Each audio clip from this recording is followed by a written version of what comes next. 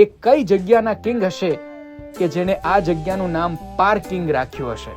અહીંયા મને મારા ક્લાસરૂમ અને ઓફિસની યાદ આવી ગઈ. ત્યાં પણ એક તો એવો હોય જ છે કે જે અલગ જ ઊભો હોય. અહીંયા ડાંગરથી બનેલા ખોપડી અને હાડકા પણ મળતા હતા. પાર્કિંગમાં અમુક કારના ટાયર જોઈ અને મારી અંદરના ડોક્ટર અસ્થાના ખુશ થઈ ગયા, કેમ કે કારના ટાયર ભારી થઈ ગયા હતા. બોર્ડ પર લખ્યું હતું કે parking is full, please weight for some time. હું સમજી ના શક્યો કે જો પાર્કિંગ ફૂલ છે તો મારે સમય માટે કેમ રાહ જોવાની. બોર્ડ જોઈને મને લાગ્યું કે અહીંયા એવા પણ લોકો હશે કે જે સીટ વગરની બાઇકમાં ટાયર પર જ તશરીફ રાખીને બાઇક ચલાવી લે છે.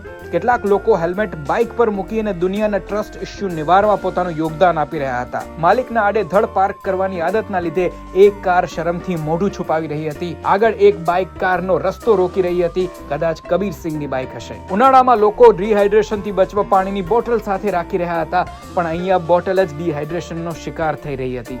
પણ ગાર્ડન બનાવવાની પ્રોસેસને ગાર્ડનિંગ કહેવાય તો પાર્ક બનાવવાની પ્રોસેસને પાર્કિંગ કેમ ન કહેવાય? એ વિચાર સાથે મને સવાલ થયો